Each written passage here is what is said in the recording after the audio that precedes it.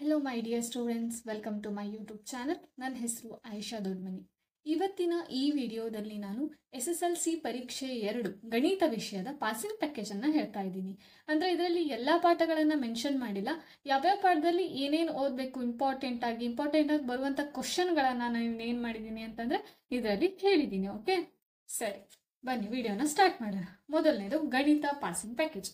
ಒಂದನೇ ಪಾಠ ಯಾವುದಾಗಿತ್ತು ನಿಮ್ಮದು? ವಾಸ್ತವ ಸಂಖ್ಯೆಗಳು ಅಂದರೆ ರಿಯಲ್ ನಂಬರ್ಸ್. ಈ ಪಾಠ ಓಕೆನಾ, ಎರಡೂ ಮೀಡಿಯಮಲ್ಲೂ ಹೇಳಿದ್ದೀನಿ. ಸರಿ, ನೆಕ್ಸ್ಟ್ ಮೊದಲನೇ ಪಾಯಿಂಟ್ ಯಾವುದು? ಅಂಕಗಣಿತದ ಮೂಲ ಪ್ರಮೇಯ, ಫಂಡಮೆಂಟಲ್ ಥಿಯರಮ್ ಆಫ್ ಅರಿಥಮೆಟಿಕ್ ಅಂತ ಹೇಳಿ. ಇದರಲ್ಲಿ ಒಂದು ಡೆಫಿನೇಷನ್ ಬರುತ್ತೆ. ಆ ಡೆಫಿನೇಷನ್ನ ಏನು ಮಾಡಬೇಕು? ಪ್ರಾಕ್ಟೀಸ್ ಮಾಡ್ಕೋಬೇಕು. 1 ಮಾರ್ಕ್ಸ್ಗೆ ಕೇಳುವಂಥ ಚಾನ್ಸಸ್ ಇರುತ್ತೆ. ಸರಿ, ಅದಕ್ಕೋಸ್ಕರ ಓಕೆನಾ. ನೆಕ್ಸ್ಟ್ ಎರಡನೇ ಟಾಪಿಕ್ ನೋಡ್ರಿ, ಏನಿದೆ? ಅವಿಭಾಜ್ಯ ಅಪವರ್ತನ ವಿಧಾನದಿಂದ ಲಸ ಅ ಮತ್ತು ಮಸ ಅ ಕಂಡುಹಿಡಿಯುವುದು. Finding the LCM and HCF by the prime factorisation method. ನಿಮ್ಗೆ ಆಲ್ರೆಡಿ ಗೊತ್ತಿದೆಯಲ್ಲ, ಅವಿಭಾಜ್ಯ ಅಪವರ್ತನ ಕಂಡುಹಿಡಿಯೋದು ಪ್ರೈಮ್ ಫ್ಯಾಕ್ಟರೈಸೇಷನ್ ಮೆಥಡ್. ಆ ಮೆಥಡಿಂದ ಲಸ ಮತ್ತು ಮಸ ಕಂಡುಹಿಡಿಯೋದು. ನಾ ವಿಡಿಯೋನ ಆಲ್ರೆಡಿ ಮಾಡಿ ಅಪ್ಲೋಡು ಆಗಿದೆ. ಅದರದ್ದು ಲಿಂಕ್ ಬೇಕಾದ್ರೆ ನಾನು ಹಾಕಿರ್ತೀನಿ ಡಿಸ್ಕ್ರಿಪ್ಷನ್ ಬಾಕ್ಸಲ್ಲಿ, ಹೋಗಿ ಚೆಕ್ ಮಾಡ್ಕೋಬಹುದು. ಇಲ್ಲಿ ಒಂದು ಫಾರ್ಮುಲಾ ಬರುತ್ತೆ. ಆ ಫಾರ್ಮುಲಾದಿಂದ ನೀವೇನ್ ಮಾಡಬೇಕು? ವೆರಿಫೈ ಮಾಡಬೇಕು ಇದು ಸರಿ ಇದೆಯೋ ಏನು ಅಂತ ಹೇಳಿ. ಫಾರ್ಮುಲಾ ನಿಮಗೆ ಗೊತ್ತಿರಬಹುದು maybe. A into B which is equal to ಲಸ ಅ ಇಂಟು ಮಸ ಅ. ಇದೇ ಫಾರ್ಮುಲಾ ಇಲ್ಲಿ ವೆರಿಫೈ ಮಾಡೋದು ಸಹಿತ ಏನಾಗುತ್ತೆ? ಇರುತ್ತೆ. ಓಕೆನಾ. ಇನ್ನು ಮೂರನೇದು ನೋಡಿ, ಇದೇ ಪಾಠದಲ್ಲಿ ಬರುವಂಥದ್ದು ಮೂರನೇ ಪಾಯಿಂಟ್, ಅಭಾಗಲಬ್ಧ ಸಂಖ್ಯೆಗಳ ಪುನರಾವಲೋಕನ ಅಂತಂದ್ರೆ revisiting the irrational number. For example ನಿಮ್ಗೆ ಇತ್ತಲ್ಲ, √3 ಈಸ್ ಅ ಇರ್ರಾಷನಲ್ ನಂಬರ್, ಈ ತರ ಪ್ರೂವ್ ಮಾಡಬೇಕಿತ್ತು. √3 ಒಂದು ಅಭಾಗಲಬ್ಧ ಸಂಖ್ಯೆ ಎಂದು ಸಾಧಿಸಿ ಅಂತ ಹೇಳಿತ್ತಲ್ಲ, ಅದನ್ನ ಪ್ರೂವ್ ಮಾಡೋದಿತ್ತಲ್ಲ, ಆ ತರ. ನೆಕ್ಸ್ಟ್ ಇದ್ರಲ್ಲಿ ಮತ್ತೊಂದು ಥರದ್ದು ಕ್ವಶನ್ ಬರುತ್ತೆ. ಅದು 2 ಮಾರ್ಕ್ಸಿಗೋಸ್ಕರ ಕೇಳ್ತಾರೆ. ಯಾವ್ದಪ್ಪ ಹಾಗಾದ್ರೆ 2 ಮಾರ್ಕ್ಸಿಗೋಸ್ಕರ ಕೇಳೋದು? ಫಾರ್ ಎಕ್ಸಾಂಪಲ್ 5 - √3 ಒಂದು ಅಭಾಗಲಬ್ಧ ಸಂಖ್ಯೆ ಎಂದು ಸಾಧಿಸಿ. Prove that 5 - √3 is irrational. ಈ ತರದ್ದು ಇದು 2 ಮಾರ್ಕ್ಸಿಗೆ ಕೇಳ್ತಾರೆ. ಇದನ್ನು ಕೇಳಿದ್ರೆ 3 ಮಾರ್ಕ್ಸಿಗೆ ಕೇಳ್ತಾರೆ. ಸೊ ಈ ಪಾಠದಲ್ಲಿ, ಈ ವಾಸ್ತವ ಸಂಖ್ಯೆಗಳು ಪಾಠ ಇದೆಯಲ್ಲ, ಈ ಪಾಠದಲ್ಲಿ ನೀವು ತಿಳ್ಕೊಬೇಕಾಗಿರೋದು ಇಷ್ಟೇ. ಈ 3 ಪಾಯಿಂಟನ್ನು ಕಲ್ತ್ರೆ ಸಾಕು, ನಿಮಗೆ ಈ ಪಾಠದಲ್ಲಿ ಎಷ್ಟಿದೆ ಔಟ್ ಆಫ್ ಅಷ್ಟು ಮಾರ್ಕ್ಸ್ ಬರುತ್ತೆ. ಮತ್ತೆ ಈಸಿ ಇರೋದು ಯಾವ್ದು ಇರುತ್ತಲ್ಲ, ಅದೇ ಸ್ವಲ್ಪ ಕನ್ಫ್ಯೂಸ್ ಆಗುತ್ತೆ. ಸೊ ಎಕ್ಸಾಮಲ್ಲಿ ನೀವು ಇದನ್ನು ಆಲ್ರೆಡಿ ಪ್ರಾಕ್ಟೀಸ್ ಮಾಡಿದ್ರೂ ಸಹಿತ ಒಂದ್ಸಲ ಏನು ಮಾಡಬೇಕು ಅಂತ ಹೇಳಿದ್ರೆ, ಕ್ವಶನ್ ನೋಡಿಬಿಟ್ಟು ಮತ್ತೊಂದ್ಸಲ ಪ್ರಾಕ್ಟೀಸ್ ಮಾಡಲೇಬೇಕು. ಸರಿನಾ? ಓಕೆ, ನೆಕ್ಸ್ಟ್ ಪಾಠ ನೋಡೋಣ ಬರ್ರಿ. ಬಹುಪದೋಕ್ತಿಗಳು ಅಂತ ಹೇಳಿ. ಬಹುಪದೋಕ್ತಿಗಳು ಪಾಠದಲ್ಲಿ ಮೊದಲು ನೋಡೋದು ಯಾವುದು? ಬಹುಪದೋಕ್ತಿಯ ವಿಧಗಳು. ನಿಮಗೆ ಈ ಪಾಠದಲ್ಲಿ ಮೆನ್ಷನ್ ಇರೋದು ಘಾತಗಳ ಆಧಾರದ ಮೇಲೆ, ಅಂದರೆ ಡಿಗ್ರಿ ಆಧಾರದ ಮೇಲೆ, ಟೈಪ್ಸ್ ಆಫ್ ದಿ ಪಾಲಿನಾಮಿಯಲ್, ಡಿಗ್ರಿಗಳ ಆಧಾರದ ಮೇಲೆ. ರೇಖಾತ್ಮಕ ಬಹುಪದೋಕ್ತಿ, ಇದು ವರ್ಗ ಬಹುಪದೋಕ್ತಿ, ಆಮೇಲೆ ಘನ ಬಹುಪದೋಕ್ತಿ. ಇನ್ನು ಇಂಗ್ಲೀಷಲ್ಲಿ ಹೇಳಬೇಕಂದ್ರೆ linear polynomial, second one cubic polynomial ಅಥವಾ ಕ್ವಾಡ್ರೇಟಿಕ್ ಪಾಲಿನಾಮಿಯಲ್, ಈ ಥರ ಇರುತ್ತೆ. ಆ ಮೂರನ್ನು ಏನು ಮಾಡಬೇಕು? ಅದ್ರ ಡೆಫಿನೇಷನ್ನ ಓದ್ಕೋಬೇಕು, ಅದರ ಎಕ್ಸಾಂಪಲ್ಸ್ನ ನೋಡ್ಕೋಬೇಕು, ಇದೆಲ್ಲ ಮಾಡಬೇಕು. ಓಕೆನಾ. ಇನ್ನು ನೆಕ್ಸ್ಟ್ ಬರುವಂಥದ್ದು ಇದೇ ಪಾಠದಲ್ಲಿ ಬಹುಪದೋಕ್ತಿಯ ಶೂನ್ಯತೆಗಳ ರೇಖಾಗಣಿತೀಯ ಅರ್ಥ, geometrical meaning of the zeros of a polynomial. ಅಂತಂದ್ರೆ ಇದು ಆಲ್ರೆಡಿ ಕೇಳಿದಿರಿ, ಬಟ್ ಇದೇ ಹೆಡ್ಡಿಂಗ್ ಅಂತ ಗೊತ್ತಿಲ್ಲ. ಈ ತರ ಒಂದು ಗ್ರಾಫ್ ಅನ್ನ ಹಾಕಿರ್ತಾರೆ, ಹೌದಿಲ್ಲ? ಗ್ರಾಫ್ ಹಾಕಿ ಈ ತರ ಲೈನ್ಸ್ ಅನ್ನ ಎಳೆದಿರ್ತಾರೆ. ನಾವೇನ್ ಮಾಡ್ಬೇಕು? ದಿಸ್ ಇಸ್ ಎಕ್ಸ್ ಆಕ್ಸಿಸ್, ಇದು ಎಕ್ಸ್ ಅಕ್ಷ ಅಲ್ವಾ? ಈ ಕಡೆದು ವೈ ಆಕ್ಸಿಸ್, ವೈ ಅಕ್ಷ ಅಲ್ವಾ? ಈ ರೇಖೆ ಇದೆಯಲ್ಲ, ಈ ಲೈನ್, ಈ ಎಕ್ಸ್ ಅಕ್ಷವನ್ನ ಎಲ್ಲೆಲ್ಲಿ ಎಷ್ಟು ಪಾಯಿಂಟ್ ಅಲ್ಲಿ ಟಚ್ ಮಾಡಿದೆ ಅಂತೇಳಿ ಕಂಡುಹಿಡಬೇಕು. ಅದೇ ನಮ್ಮ ಶೂನ್ಯತೆ. ಅಂತಂದ್ರೆ 0, 1, 2, 3, 4. ಈಗ ಹಾಗಾದ್ರೆ ಈ ರೇಖೆ ಶೂನ್ಯತೆ ಎಷ್ಟು? 4 ಅಂತೇಳಿ. 0 ಎಷ್ಟು? ಈ ನಕ್ಷೆಯ 0 ಎಷ್ಟು? 4 ಅಂತ ಹೇಳಿ. ಓಕೆನಾ. ಸರಿ, ಇನ್ನು ನೆಕ್ಸ್ಟ್ ನೋಡ್ರಿ,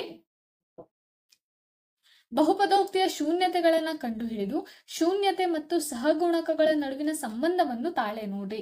finding the zeros of the quadratic polynomial and verifying the relation between the 0 and the coefficient ಅಂತ ಹೇಳಿ. ಓಕೆನಾ. ಅಂತಂದ್ರೆ ಅರ್ಥ ಏನು? ನೀವು ಆಲ್ರೆಡಿ ಕಲ್ತಿದ್ದೀರಾ. ಮಧ್ಯದ ಪದ ಒಡೆಯೋದು ಅಂತ ಹೇಳಿ ಹೇಳ್ಕೊಟ್ಟಿದ್ದೆ ಅಲ್ವಾ? ಅಂದ್ರೆ ಸ್ಪ್ಲಿಟಿಂಗ್ ದ ಮಿಡಲ್ ಟರ್ಮ್, ಅದನ್ನು ಹೇಳ್ಕೊಟ್ಟು ಆ ವಿಧಾನದಿಂದ ಎಕ್ಸ್ ಅನ್ನ ಫೈಂಡ್ ಔಟ್ ಮಾಡ್ತೀವಲ್ಲ, ಅದೇ ನಮ್ಮ ಶೂನ್ಯತೆ, ಅದೇ ನಮ್ಮ ಏನಾಗಿರ್ತದೆ? ಝೀರೋಸ್ ಆಗಿರುತ್ತೆ. ಸರಿನಾ? ಅದಾದ ಮೇಲೆ ನೀವು ಒಂದು ಫಾರ್ಮುಲಾ ಗೊತ್ತಿತ್ತು, 2 ಎಕ್ಸ್ ಸಿಗುತ್ತೆ, ಇಲ್ಲೊಂದು ಎಕ್ಸ್, ಇಲ್ಲೊಂದು ಎಕ್ಸ್ ಅಂತ ಸಿಗುತ್ತೆ. ಒಂದು ಎಕ್ಸಿಗೆ ನೀವು ಆಲ್ಫಾ ಅಂತ ಹೆಸರು ಕೊಡ್ತೀರಿ, ಮತ್ತೊಂದು ಎಕ್ಸಿಗೆ ಬೀಟಾ ಅಂತೇಳಿ ಹೆಸರು ಕೊಡ್ತೀರಿ. ಈ ಆಲ್ಫಾ ಮತ್ತು ಬೀಟಾ ಆದಮೇಲೆ ಒಂದು ರಿಲೇಷನ್ ಇದೆ, ಹಂಗಂದ್ರೆ ಸೂತ್ರ ಬರುತ್ತೆ. ಅದು ಯಾವುದಪ್ಪ ಅಂತ ಕೇಳಿದ್ರೆ alpha plus beta which is equal to -b/a. ಇದು ಒಂದು ಫಾರ್ಮುಲಾ ಆಯ್ತಾ. ಈ ಥರ ಇಂಗ್ಲೀಷ್ ಮೀಡಿಯಂ ಕನ್ನಡ ಮೀಡಿಯಂ ಎರಡಕ್ಕೂ ಸೇಮ್ ಫಾರ್ಮುಲಾ ಬರುತ್ತೆ. ಮತ್ತೊಂದು alpha beta which is equal to c/a. ಇದು ಎರಡನೇ ಫಾರ್ಮುಲಾ. ಓಕೆನಾ. ಇದನ್ನ relationship between zeros and coefficient ಅಂತ ಈ ಥರ ಕಂಡುಹಿಡಿಯೋದು. ಇದನ್ನ ಈ ಥರ ಎರಡು ಎಕ್ಸ್ ಅನ್ನ ಕಂಡು ಹಿಡ್ಕೊಂಡು ಆದ್ಮೇಲೆ ಇದು ಎರಡನ್ನ ಕಂಡು ಹಿಡಿಯಬೇಕು. ಓಕೆನಾ. ಇದನ್ನ ಮಾಡಿದ್ರೆ ನಿಮಗೆ ಎಷ್ಟು 3 ಅಂಕಗಳು ಸಿಗುತ್ತೆ. ಇದು 3 ಮಾರ್ಕ್ಸಿನ ಲೆಕ್ಕ. ಓಕೆ. ಇಲ್ಲಿ ಗ್ರಾಫ್ ಹೇಳಿದ್ನಲ್ವಾ, ಈ ಗ್ರಾಫು 1 ಮಾರ್ಕ್ಸಿನ ಲೆಕ್ಕ ಅಂಡ್ ವಿಧಗಳು ಅದು ಸಹಿತ 1 ಮಾರ್ಕ್ಸಿಗೆ ಕೇಳ್ತಾರೆ. ಓಕೆನಾ. ಸರಿ, ಈಗ ನೆಕ್ಸ್ಟ್ ಪಾಠ ನೋಡೋಣ ಬರ್ರಿ. ಈಗ 2 ಚರಾಕ್ಷರಗಳಿರುವ ರೇಖಾತ್ಮಕ ಸಮೀಕರಣಗಳ ಜೋಡಿಗಳು ಅಂದ್ರೆ pair of linear equations in 2 variables. ಇದರಲ್ಲಿ ಫಸ್ಟ್ ಬರೋದು, ನಾ ಇದರಲ್ಲಿ ಯಾವುದೇ ಟಾಪಿಕ್ ಹಾಕಿಲ್ಲ. ಯಾಕೆ ಅಂತಂದ್ರೆ ಅಲ್ಲಿ ಒಂದು ಟೇಬಲ್ ಇದೆ. ಆ ಟೇಬಲ್ ಅನ್ನ ನಾನು ಸ್ಕ್ರೀನ್ ಅಲ್ಲಿ ಮೆನ್ಷನ್ ಮಾಡಿದ್ದೀನಿ ನೋಡ್ರಿ, ಕಾಣಿಸ್ತಾ ಇದೆ. Both Kannada medium and English medium ಅಲ್ಲಿ ಮಾಡಿದ್ದೀನಿ. ಆ ಟೇಬಲ್ ಇದೆಯಲ್ಲ ಅದನ್ನ 1 ಮಾರ್ಕ್ಸಿಗೋಸ್ಕರ ಫಿಕ್ಸ್ ಆಗಿ ಕೇಳುವಂತ ಕ್ವಶನ್. ಓಕೆನಾ. ಮಲ್ಟಿಪಲ್ ಚಾಯ್ಸ್ ಅಲ್ಲೂ ಕೇಳ್ಬೋದು, ಇಲ್ಲ 1 ಮಾರ್ಕ್ ಕ್ವಶನ್ ಅಲ್ಲೂ ಕೇಳಬಹುದು. ಈ ತರ ಎರಡನ್ನೂ ನೋಡ್ಕೊಳ್ರಿ, ಕರೆಕ್ಟ್ ಆಗಿ ಇದನ್ನ ಪ್ರಾಕ್ಟೀಸ್ ಮಾಡ್ಕೊಳ್ರಿ. ಫಿಕ್ಸ್ ಕ್ವಶನ್ ಬಂದೇ ಬರುತ್ತೆ. ಓಕೆನಾ. ಇನ್ನು ಎರಡನೇದು ನೋಡ್ರಿ, ಎರಡನೇ ಪಾಯಿಂಟ್ ಗ್ರಾಫಿಕಲ್ ಮೆಥಡ್ ನಕ್ಷೆಯ ವಿಧಾನ. ಇದು ಆಲ್ರೆಡಿ ಗೊತ್ತಿದೆಯಲ್ಲ. ನಿಮ್ಗೆ ಎಷ್ಟು ಮಾರ್ಕ್ಸಿಗೆ ಬರುತ್ತೆ ಹೇಳ್ರಿ? ಅದು 4 ಮಾರ್ಕ್ಸಿಗೆ ಬರುವಂಥದ್ದು. ನಿಮ್ಗೆ ಆಲ್ರೆಡಿ ಗೊತ್ತಿರುವಂಥದ್ದು. ನಾನು ಆಲ್ರೆಡಿ ಇದಕ್ಕೆ ವಿಡಿಯೋ ಮಾಡಿ ಅಪ್ಲೋಡ್ ಮಾಡಿದ್ದೀನಿ. ಬೇಕಾದ್ರೆ ನಿಮ್ಗೆ ಲಿಂಕನ್ನು ಡಿಸ್ಕ್ರಿಪ್ಷನ್ ಬಾಕ್ಸಲ್ಲಿ ಹಾಕಿರ್ತೀನಿ. ಮತ್ತೊಂದ್ಸಲ ಅರ್ಥ ಮಾಡ್ಕೊಳ್ರಿ. ಮತ್ತು ಸುಮಾರು ಜನ ನನಗೆ ಕಮೆಂಟ್ ಮಾಡಿದ್ರಿ ಇನ್ನೂ ಸುಮಾರು ಲೆಕ್ಕ ಹೇಳ್ಕೊಡಿ ಅಂತ ಹೇಳಿ, ಅದನ್ನು ಸಹಿತ ಅಪ್ಲೋಡ್ ಮಾಡ್ತೀನಿ. ಓಕೆನಾ. ಸರಿ, ಇನ್ನು ನೆಕ್ಸ್ಟ್ ಬರುವಂಥದ್ದು ಇದೇ ಪಾಠದಲ್ಲಿ ವರ್ಧಿಸುವ ವಿಧಾನ, ಎಲಿಮಿನೇಷನ್ ಮೆಥಡ್. ಈ ಮೆಥಡು 2 ಮಾರ್ಕ್ಸ್ಗಳಿಗೋಸ್ಕರ ಕೇಳ್ತಾರೆ. ಸೊ ತುಂಬಾ ಈಸಿ ಮೆಥಡು, ಈಸಿಯಾಗಿ ನೀವು ಇದನ್ನ ಸಾಲ್ವ್ ಮಾಡಬಹುದು. ಓಕೆನಾ. ಇದೇನಾದ್ರೂ ಅರ್ಥ ಆಗಿಲ್ಲ, ನಾ ಮತ್ತೊಂದ್ಸಲ ಹೇಳಬೇಕು ಅಂತ ಅನ್ಸಿದ್ರೆ ಕಮೆಂಟ್ ಬಾಕ್ಸ್ ಅಲ್ಲಿ ಹಾಕಿಡಿ. ಓಕೆನಾ. ಇದನ್ನು ಸಹಿತ ಅಪ್ಲೋಡ್ ಮಾಡಿರ್ತೀನಿ. ಮತ್ತೆ ಇದನ್ನ ಆಲ್ರೆಡಿ ನಾನು ಸಾಲ್ವ್ ಮಾಡಿದ್ದಿದೆ, ಕ್ವಿಕ್ ರಿವಿಷನ್ ಅಂತ ಹೇಳಿ ಈ ಪಾಠವನ್ನ ಸಾಲ್ವ್ ಮಾಡಿದ್ದಿದೆ, ಅದರಲ್ಲಿ ಹೇಳಿದ್ದಿದೆ. ಅದನ್ನ ಬೇಕಾದ್ರೆ ಲಿಂಕ್ ಅಲ್ಲಿ ಡಿಸ್ಕ್ರಿಪ್ಷನ್ ಬಾಕ್ಸ್ ಅಲ್ಲಿ ಲಿಂಕ್ ಅನ್ನ ಹಾಕಿರ್ತೀನಿ. ಓಕೆನಾ.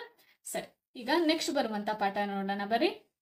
ವರ್ಗ ಸಮೀಕರಣಗಳು ಅಂದ್ರೆ ಕ್ವಾಡ್ರಾಟಿಕ್ ಇಕ್ವೇಶನ್ ಈ ಪಾಠ ಬರುತ್ತೆ.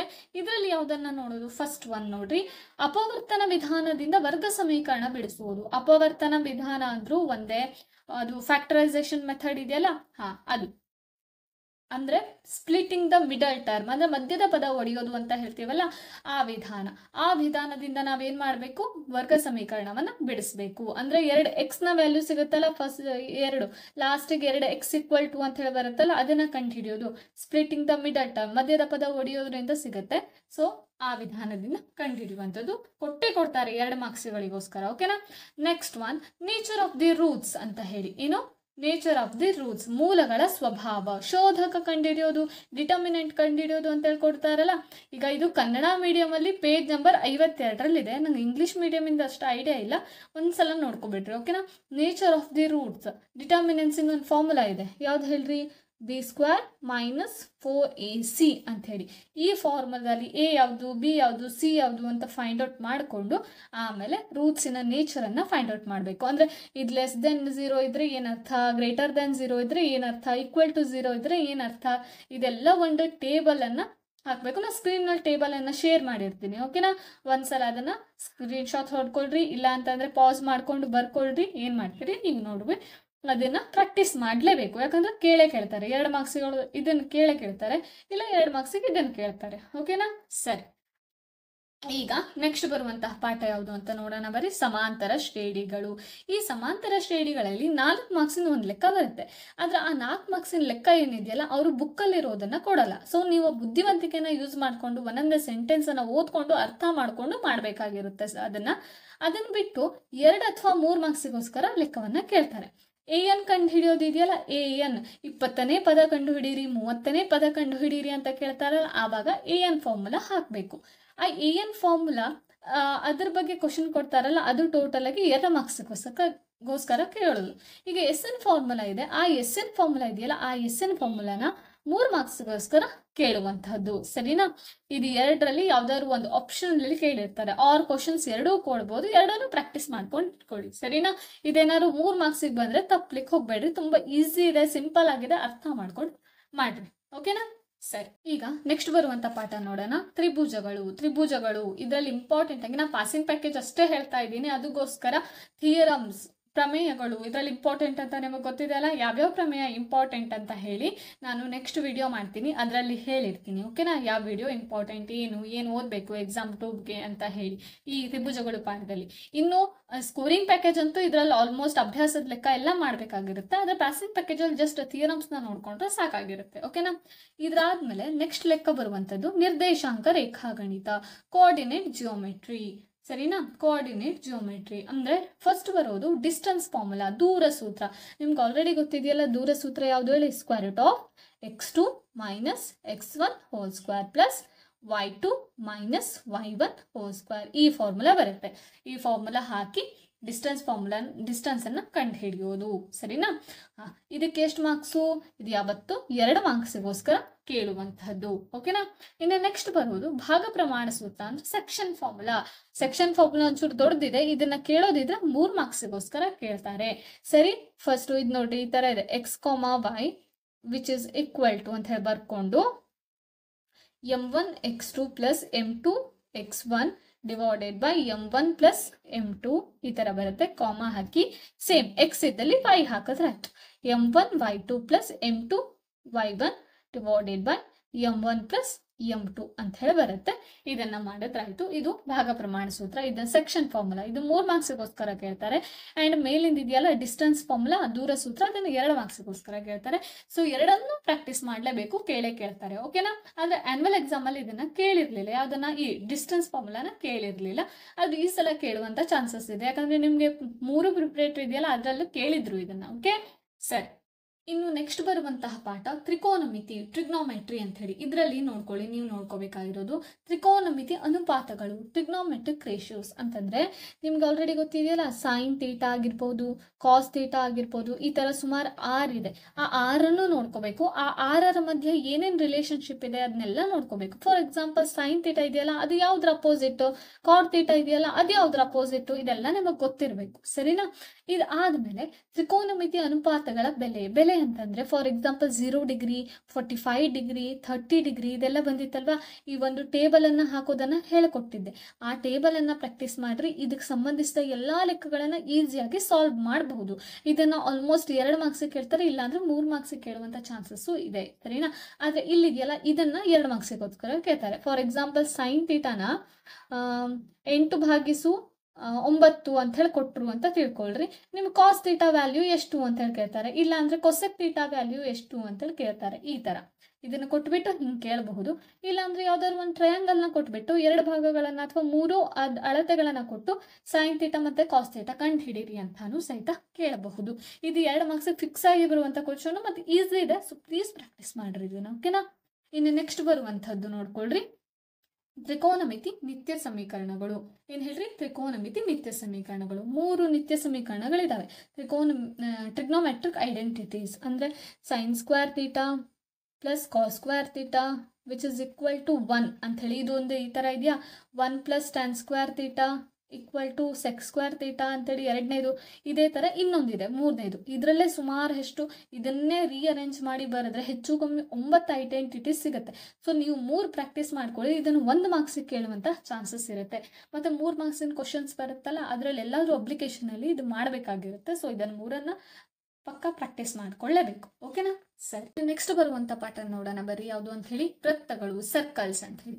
ಇದರಲ್ಲಿ ಬಾಹ್ಯ ಬಿಂದು ಪ್ರಮೇಯ, ಇದೇ ಪ್ರಮೇಯ ಇಂಪಾರ್ಟೆಂಟ್ ಆಗಿ ಬಂದೇ ಬರುತ್ತೆ. ಸೊ ನೀವು ಪ್ರಾಕ್ಟೀಸ್ ಮಾಡಲೇಬೇಕು ಇದನ್ನ. ಓಕೆನಾ, ಬಾಹ್ಯ ಬಿಂದು ಪ್ರಮೇಯ ಅಂತ ಹೇಳಿ. ಓಕೆ, ನೆಕ್ಸ್ಟ್ ಬರುವಂತ ಪಾಠ ನೋಡ್ರಿ, ಯಾವುದು, ವೃತ್ತಗಳಿಗೆ ಸಂಬಂಧಿಸಿದ ವಿಸ್ತೀರ್ಣಗಳು, ಏರಿಯಾಸ್ ರಿಲೇಟೆಡ್ ಟು ಸರ್ಕಲ್. ಅದರಲ್ಲಿ ನಿಮ್ಗೆ ಆಲ್ರೆಡಿ ಗೊತ್ತು, ಲೆಂತ್ ಆಫ್ ದಿ ಆರ್ಕ್, ಕಂಸದ ಉದ್ದವನ್ನ ಕಂಡುಹಿಡಿಯೋದು. ಫಾರ್ಮುಲಾ ಆಲ್ರೆಡಿ ಇದೆ, theta divided by 360 degree into 2πr. Pi ಬೆಲೆ 22/7 ಹಾಕ್ಬೋದು, ಇಲ್ಲಾಂದ್ರೆ ಅವ್ರು ಯಾವ್ದು ಕೊಟ್ಟಿರ್ತಾರೆ ಅದನ್ನ ಹಾಕಬೇಕು. ಇನ್ನು r ಬೆಲೆ ಅವ್ರಿಗೆ ಕೊಟ್ಟಿರ್ತಾರೆ, ಅದನ್ನ ಕಂಡು ಹಿಡಿದು ಹಾಕ್ಬೇಕಾಗುತ್ತೆ. ಇದಾದ್ಮೇಲೆ ಇದ್ರಲ್ಲಿ ಬರುವಂತ ತ್ರಿಜ್ಯಾಂತರ ಖಂಡದ ವಿಸ್ತೀರ್ಣ, ಏರಿಯಾ ಆಫ್ ದಿ ಸೆಕ್ಟರ್ ಅಂತಂದ್ರೆ theta divided by 360 degree into πr² ಅಂತ ಹೇಳಿ ಇದನ್ನ ಮಾಡಿ ಈ ಲೆಕ್ಕವನ್ನ ಮಾಡಿದ್ರಾಯ್ತು. ಈ ಫಾರ್ಮುಲಾ ಹಾಕಿ ಈ ಲೆಕ್ಕವನ್ನ ಮಾಡಿದ್ರಾಯ್ತು. ಹೆಚ್ಚು ಕಮ್ಮಿ 1 ಮಾರ್ಕ್ಸಿಗೂ ಕೇಳಬಹುದು, ಇಲ್ಲ 2 ಮಾರ್ಕ್ಸಿಗೂ ಸಹಿತ ಕೇಳಬಹುದು. ಸರಿನಾ, ಇಲ್ಲ ಸೆಕ್ಟರ್ ಅಷ್ಟೇ ಅಲ್ಲ, ಸೆಗ್ಮೆಂಟ್ ಇಂದು ಕ್ವಶನ್ಸ್ ಕೇಳ್ತಾರೆ. ಅದ್ರ ಪಾಸಿಂಗ್ ಮಾರ್ಕ್ಸ್ ಹೇಳ್ತಾ ಇದೀನಲ್ಲ, ಅದಕ್ಕೋಸ್ಕರ ಇದು 2 ಫಾರ್ಮುಲಾನಂತೂ ನೆನ್ಪಿಟ್ಕೊಳ್ಳೇಬೇಕು. ನಿಮಗೆ ಲೆಕ್ಕ ಮಾಡಿಕ್ ಬರ್ದೇ ಹೋದ್ರು ಅಷ್ಟೇ, ಫಾರ್ಮುಲಾ ಬರೆದ್ರೆ ನಿಮ್ಗೆ 1/2 ಮಾರ್ಕ್ಸ್ ಆದ್ರೂ ಕೊಟ್ಟೆ ಕೊಡ್ತಾರೆ. ಓಕೆನಾ, ಸರಿ. ಇನ್ನು ನೆಕ್ಸ್ಟ್ ಬರುವಂಥದ್ದು ಯಾವುದು ಅಂತ ನೋಡೋಣ ಬರ್ರಿ. ನೆಕ್ಸ್ಟ್ ಈಸಿ ಪಾಠ ಅಲ್ವಾ ನಿಮಗೆ ಇದು, ಯಾವ್ದು ಹೇಳ್ರಿ, ಸಂಖ್ಯಾಶಾಸ್ತ್ರ. ಕೂಡಿಸು ಕಳೆಯೋದು ಇದೇ ಇರುತ್ತೆ, ಅದ್ರಲ್ಲಿ ಬರೀ ಕೂಡಿಸೋದಿರುತ್ತೆ, ಕಳೆಯೋದು ಇರಲ್ಲ. ಓಕೆ, ಸಂಖ್ಯಾಶಾಸ್ತ್ರ, ಸ್ಟ್ಯಾಟಿಸ್ಟಿಕ್ಸ್, ನೇರ ವಿಧಾನದಿಂದ ಸರಾಸರಿ ಕಂಡುಹಿಡಿಯುವುದು, finding the mean by direct method. ಇದು ಆಲ್ ಕ್ವಶನ್ 2 ಇರುತ್ತೆ, ಇದೇ ಪಾಠದ್ದು ಸರಾಸರಿ ಕ್ವಶನ್ ಇರುತ್ತೆ. ಸೊ ಡೈರೆಕ್ಟ್ ಮೆಥಡ್ ಇಂದಾನೆ ಮಾಡೋದು ಆಲ್ಮೋಸ್ಟ್ ಕೊಟ್ಟಿರ್ತಾರೆ. ಸೊ ಡೈರೆಕ್ಟ್ ಮೆಥಡ್ ಇಂದಾನೆ ಪ್ರಾಕ್ಟೀಸ್ ಮಾಡ್ಕೊಳ್ರಿ. ಇದು ಇಲ್ಲ ಅಂದ್ರೆ ನಿಮ್ಗೆ ಆರಲ್ಲಿ ಸೇಮ್ ಇದೆ, ಮೋಡ್ ಅನ್ನ ಫೈಂಡ್ ಔಟ್ ಮಾಡೋದು, ಬಹುಲಕವನ್ನ ಕಂಡುಹಿಡಿಯೋದು ಕೊಟ್ಟಿರ್ತಾರೆ. ಫೈಂಡಿಂಗ್ ದ ಮೋಡ್, ಬಹುಲಕವನ್ನು ಕಂಡುಹಿಡಿಯೋದು. ಎರಡರಲ್ಲಿ ಯಾವ್ದಾದ್ರು ಒಂದು ಪ್ರಾಕ್ಟೀಸ್ ಮಾಡಿದ್ರು ಓಕೆ, ಇಲ್ಲ 2 ಮಾಡ್ಕೊಂಡು ಹೋಗ್ರಿ, ಹೇಳಕ್ಕಾಗಲ್ಲ. ಮತ್ತೆ ಮೋಡ್ ಬದಲು ಮೀಡಿಯನ್ ಕೊಟ್ಬಿಟ್ರು ಅಂತಂದ್ರೆ ಇದನ್ನ ಮಾಡ್ಲಿಕ್ಕೆ ಬರುತ್ತೆ, ಅಥವಾ ಇದ್ರ ಬದಲಿಗೆ ಇದನ್ನ ಮಾಡ್ಲಿಕ್ಕೆ ಬರುತ್ತೆ. ಸೊ 2 ಪ್ರಾಕ್ಟೀಸ್ ಮಾಡ್ಕೊಂಡು ಹೋಗಿ ಅಂತ ಹೇಳ್ತಾ ಇದ್ದೀನಿ. ಓಕೆನಾ, ಸರಿ. ಇದನ್ನ ನೆಕ್ಸ್ಟ್ ಲಾಸ್ಟ್ ಪಾಠ ಹೇಳ್ತಾ ಇದ್ದೀನಿ. ಯಾವುದು ಅಂತ ಕೇಳಿದ್ರೆ ಸಂಭವನೀಯತೆ ಅಂದ್ರೆ ಪ್ರೊಬಾಬಿಲಿಟಿ. ಈ ಪ್ರೊಬಾಬಿಲಿಟಿಯಲ್ಲಿ ಏನು ಓದ್ಬೇಕಪ್ಪ ನೀವು, ಏನು ಓದ್ಬೇಕು ಅಂತ ಕೇಳಿದ್ರೆ ಪಾಠದಲ್ಲಿ ಜಾಸ್ತಿ ಕ್ವಶನ್ ಆನ್ಸರ್ ಏನೂ ಇಲ್ಲ. ಸೊ ಏನ್ ಮಾಡ್ಬೇಕು, ಆ ಅಭ್ಯಾಸನ ತೆಗಿರಿ. ಆ ಅಭ್ಯಾಸದಲ್ಲಿರುವಂತಹ ಕ್ವಶನ್ ಆನ್ಸರ್ ಅನ್ನ ಏನ್ ಮಾಡ್ರಿ, ಪ್ರಾಕ್ಟೀಸ್ ಮಾಡ್ತಾ ಹೋಗ್ರಿ. ಕೂತ್ಕೊಳ್ಳಿ, ಈಸಿ ಇದೆ, ಅರ್ಥ ಮಾಡ್ಕೊಳ್ರಿ. ಯಾವ್ದಾದ್ರು ವಿಡಿಯೋಸ್ ನೋಡ್ರಿ, ಈಸಿಯಾಗಿ ಅರ್ಥ ಮಾಡಿಸಿರ್ತಾರೆ ಅದರಲ್ಲಿ. ಸೊ ಪ್ಲೀಸ್ ಆ ಕ್ವಶನ್ ಅನ್ನ ಓದಿ ಅರ್ಥ ಮಾಡ್ಕೊಂಡು ನಾವೇ ಸಾಲ್ವ್ ಮಾಡಿದ್ರೆ ಅಲ್ಲಿ ಎಕ್ಸಾಮ್ ಅಲ್ಲಿ ನಿಮ್ ಬುಕ್ಕಲ್ಲಿರೋ ಕ್ವಶನ್ಸ್ ಕೊಟ್ಟಿರಲ್ಲ, ಸೊ ಅಪ್ಲಿಕೇಶನ್ ಕೊಟ್ಟಿರ್ತಾರೆ. ಆ ಅಪ್ಲಿಕೇಶನ್ ಕ್ವಶನ್ ಅನ್ನ ನಾವು ಈಸಿಯಾಗಿ ಸಾಲ್ವ್ ಮಾಡಬಹುದು. ಯಾವಾಗ ಬುಕ್ಕಿನ ಪ್ರಶ್ನೆಗಳನ್ನ ಈಸಿಯಾಗಿ ಅರ್ಥ ಮಾಡ್ಕೊಂಡು ಸಾಲ್ವ್ ಮಾಡಿದಾಗ ಮಾತ್ರ. ಸೊ ನಾವೇನ್ ಮಾಡ್ಬೇಕು ಹೇಳ್ರಿ, ಸಂಭವನೀಯತೆ ಅಭ್ಯಾಸದ ಪ್ರಶ್ನೆಗಳನ್ನ ಫಸ್ಟ್ ಪ್ರಾಕ್ಟೀಸ್ ಮಾಡಬೇಕು. ಓಕೆನಾ, ಸರಿ. ಇಷ್ಟು ನೀವು ಓದಿದ್ರೆ ಹೆಚ್ಚು ಕಡಿಮೆ ನಿಮಗೆ 40 ಮಾರ್ಕ್ಸ್ ಅಂತೂ ಫಿಕ್ಸ್ ಆಗಿ ಬಂದೇ ಬರ್ತದೆ. ಸೊ ನೀವೇನ್ ಮಾಡಬೇಕು, ಇದಿಷ್ಟು ಹೇಳಿದ್ನಲ್ಲ, ಇದನ್ನ ಒಂದು ನೋಟ್ಸ್ ತಗೊಂಡು ವಿಡಿಯೋ ಸ್ಟಾರ್ಟ್ ಆದ್ಮೇಲೆ ನೋಟ್ಸ್ ತಗೊಂಡು ಚಂದ ಮಾಡಿ ಬರೀತಾ ಕೂತ್ಕೊಳ್ಬೇಕು. ಮತ್ತೆ ಬರ್ದು ಒಂದೊಂದನೆ ಓದ್ಲಿಕ್ಕೆ ಸ್ಟಾರ್ಟ್ ಮಾಡಿ. ಫಾರ್ ಎಕ್ಸಾಂಪಲ್, ನೀವು ಸರಾಸರಿ ಕಂಡುಹಿಡಿಯೋದು ಹೋದ್ರಪ್ಪ, ರೈಟ್ ಹಾಕಿ, ನಿಮ್ಗೆ ಎಷ್ಟು ಮಾರ್ಕ್ಸ್ ಬರ್ಬೋದು ಅದರಲ್ಲಿ ಅಂತ ಹೇಳಿ ಮುಂದೆ ಬರೀರಿ. ಫಾರ್ ಎಕ್ಸಾಂಪಲ್, ಮೋಡನ್ನು ಹೋದ್ರು, ಮೋಡಿಗೆ ರೈಟ್ ಹಾಕ್ರಿ, ಬಹುಲಕಕ್ಕೆ ರೈಟ್ ಹಾಕ್ರಿ, ಎಷ್ಟು ಮಾರ್ಕ್ಸ್ ಬರುತ್ತೆ ಅಂತ ಹೇಳಿ ನೋಡಿ ಬರ್ದಿಡ್ರಿ. ಈ ತರ ಮಾಡಿ ನೀವು ಮ್ಯಾಥ್ಸ್ ಮಾರ್ಕ್ಸ್ ಎಷ್ಟು ಅಂತ ಹೇಳಿ ನೀವು ಅಲ್ಲೇ ಕಂಡು ಹಿಡ್ಕೋಬಹುದು, ಬರುತ್ತಾ ಇಲ್ಲ ಏನು ಅಂತ ಹೇಳಿ. ಓಕೆನಾ, ಸರಿ. ಇಲ್ಲಿಗೆ ಈ ವಿಡಿಯೋನ ಕಂಪ್ಲೀಟ್ ಮಾಡ್ತಾ ಇದ್ದೀನಿ. ಈ ವಿಡಿಯೋ ಏನಾದರೂ ನಿಮ್ಗೆ ಇಷ್ಟ ಆದರೆ ಲೈಕ್ ಮಾಡಿ, ಶೇರ್ ಮಾಡಿ, ಸಬ್ಸ್ಕ್ರೈಬ್ ಮಾಡಿ. Thank you. ಅಂಡ್ ಏನೇ ಡೌಟ್ ಇದ್ರೂ ಸಹಿತ ಕಮೆಂಟ್ ಬಾಕ್ಸ್ ಅಲ್ಲಿ ಹಾಕಿ. ಮತ್ತೊಂದು ವಿಷಯ ಏನು ಅಂತ ಹೇಳಿದ್ರೆ, ಇನ್ನೊಂದು 2 ದಿನದಲ್ಲಿ ನಿಮ್ಮ ಎಕ್ಸಾಮ್ಸ್ ಬರ್ತಾ ಇದೆ. ನಿಮಗೆ ಯಾವ ಯಾವ ಗಣಿತದಲ್ಲಿ ಯಾವುದೇ ವಿಷಯದಲ್ಲಿ ಯಾವುದೇ ಟಾಪಿಕ್ ಅಲ್ಲಿ ಏನಾದ್ರು ಕ್ವಶನ್ ಸಾಲ್ವ್ ಆಗ್ತಾ ಇಲ್ಲ, ಡೌಟ್ ಆಗ್ತಾ ಇದೆ ಅಂತ ಹೇಳಿದ್ರೆ ಈ ವಿಡಿಯೋದ ಕಮೆಂಟ್ ಸೆಕ್ಷನ್ ಅಲ್ಲಿ ಎಲ್ಲಾ ಕ್ವಶನ್ಸ್ ಅನ್ನು ಬರ್ದಿಡ್ರಿ. ನಾ ಆದಷ್ಟು ಆ ಕ್ವಶನ್ಸ್ ಅನ್ನ ಸಾಲ್ವ್ ಮಾಡ್ಲಿಕ್ಕೆ ಟ್ರೈ ಮಾಡ್ತೀನಿ. ಓಕೆನಾ, ಥ್ಯಾಂಕ್ ಯು ಸೋ ಮಚ್.